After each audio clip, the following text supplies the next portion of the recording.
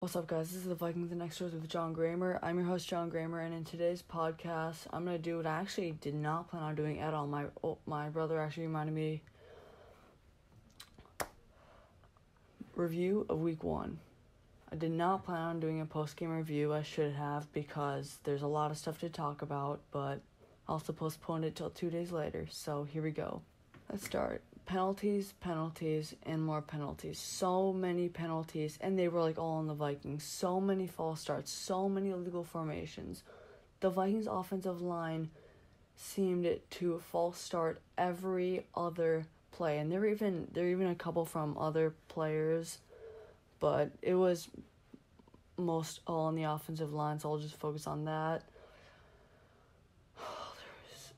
There were way too many those penalties. I even heard there was a meme about Oprah Winfrey. Instead of you get a car, everyone gets a car. It was you get a penalty, everyone gets a penalty, because that's pretty much what last game was. It was full of penalties. That's that. It was one of those few times where you could actually sum up a game just with the word penalties. Way too many penalties committed. It was not fun to watch. Next, you guys should remember me saying that I did not see KJ Osborne as a good wide receiver, as a good number 3 guy, especially because he's a return man, and all he did was he had a pretty good games in the preseason, but I didn't think he'd play that good in the regular season. I was clearly wrong. 7 receptions for 76 yards. That's more than Michael Thomas got in the 2019 wild card game. KJ Osborne actually had a surprisingly good game, especially on that one, 4th and 4, where I was honestly kind of surprised Kirk Cousins believed in KJ Osborne enough, especially since he only got it by a couple feet. Let's just say I was completely wrong about KJ Osborne, at least in this game. This may be a fluke game, and he doesn't actually play very well for the rest of the season, but so far it's looking like he's actually a decent backup wide receiver, contrary to what I thought. Now, Bashaud Breeland.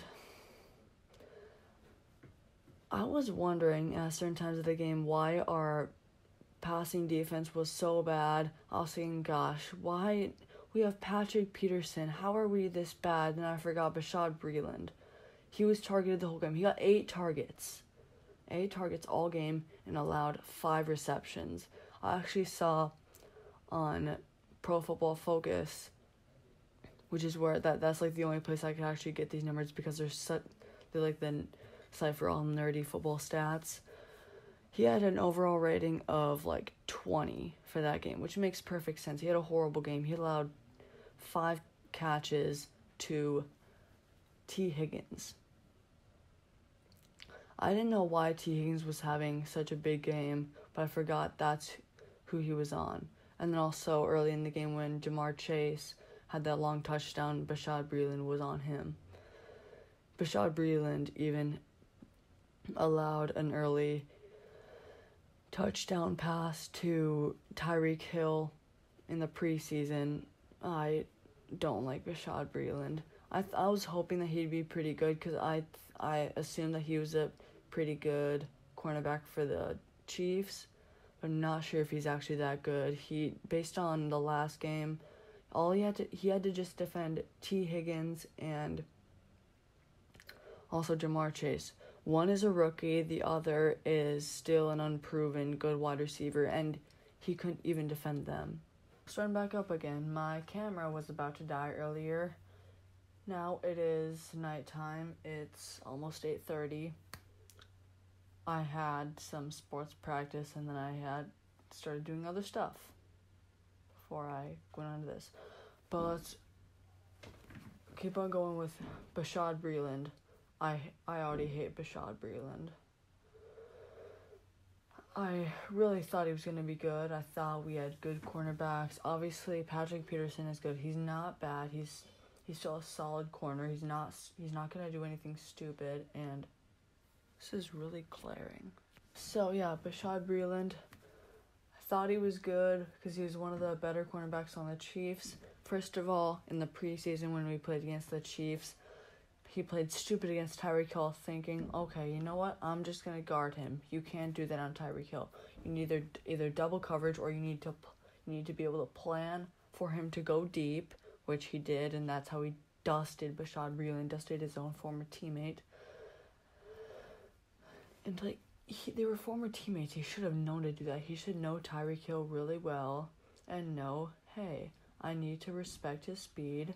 I need to either make sure I get double coverage on him when he goes too far up, or I need to just plan for him to go far up and run alongside him. Like, this is Bashaud Breeland, this is Tyreek Hill. As he's sprinting, do not just let him pass you. That's what he did. Keep going with him slowly, because obviously he's faster than you, so you need a head start on him. Exact same thing happened against Jamar Chase in this game. He just let him go right past him, goes behind him, dusts him. Bashaud Breeland is trash, clearly. And even, you might say it's only one game, you can't really judge. This was against Jamar Chase and T. Higgins, a rookie who dropped every pass in the preseason, and a guy who's still not proven as a great receiver. He's a good receiver. He's pretty solid, but he's no number 1, number 2 receiver. Maybe number 2. But yeah, he couldn't stop T. Higgins. I wondered throughout the game, why is our pass defense so bad? I didn't realize Bashaud Breeland blew everything in coverage.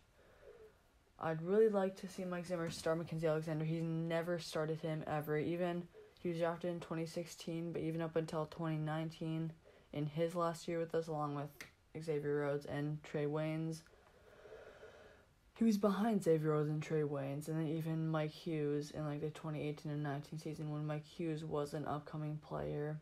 He's one of those guys, does good in his first game, falls down because he got injured if you mention his name, he would get injured. That's how injury prone he was. Mackenzie Alexander's never started. I'm not sure if he ever started last year for the Bengals alongside Trey Waynes. So already Trey Waynes was probably ahead of him just because he probably would have been. And also, Mackenzie Alexander is not the guy that you will see blowing coverage right and left and right. Because he's actually a decent cornerback. He's no good cornerback. He's no great cornerback. He's just a solid cornerback when you need him. And I honestly think we should definitely try to start him. But even as my brother said, Mike Zimmer would not do that. Mike Zimmer's never started him, but he definitely should. Next thing, the run games. This was so annoying. We could not stop Joe Mixon or Samaje Perine. I had to look up his name before starting this video. I had no idea who he was. So, first of all, Samaje Perine, don't know anything about him. Probably a rookie or a young guy. Couldn't stop him. Okay, first of all, Joe Mixon, we should have planned to try to stop Joe Mixon, because he's their number 1 guy on offense. He's their number 1 talent on offense, and we could not stop him. 29 carries, 127 yards, and a touchdown. Now 29 times 4, that's 115, 116, math brain. And then, so that's 4.5 carries. 4.5 yards per carry, 16, 11, that's not even close to 4.5 yards per carry, but still, that's a good game. And even a touchdown. Now, I even saw he had 25 fantasy points this week in a fantasy recap. And then even Samaje Perine, 5 carries for 22 yards, still good stats. 4 yards a carry is benchmark. Anything above that is good. Both of them got close to 4.5 yards per carry last week. We could not find a way to stop them. Meanwhile, with Dalvin Cook, 20 carries, 61 yards, did get a touchdown. That's because they blew the call with Justin Jefferson, but I'm not concerned about that because we still scored a touchdown off of that. But 3 yards per carry. 61 over 20, that's a little over 3. He was bad that game. He had a couple pretty big runs, and I was thinking, okay, good, we might be gaining momentum. Nope, we never did. Still, 20 carries for 61 yards. Touchdown, that's good, but 20 carries for 61 yards is awful.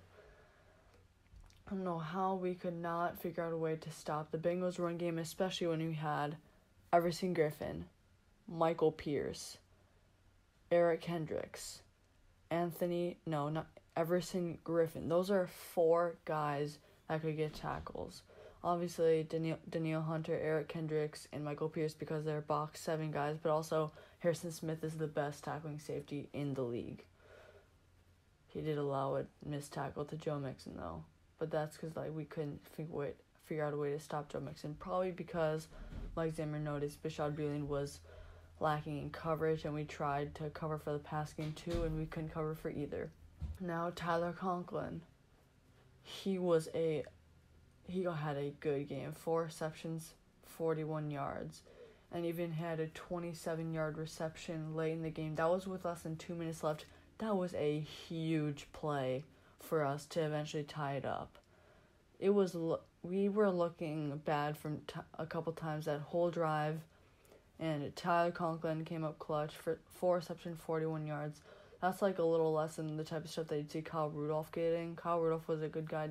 Tyler Conklin is still developing. He's not quite a good tight end yet. He's solid, but still nothing good. Kind of like T. Higgins, but I like Tyler Conklin more because he's a Viking, obviously.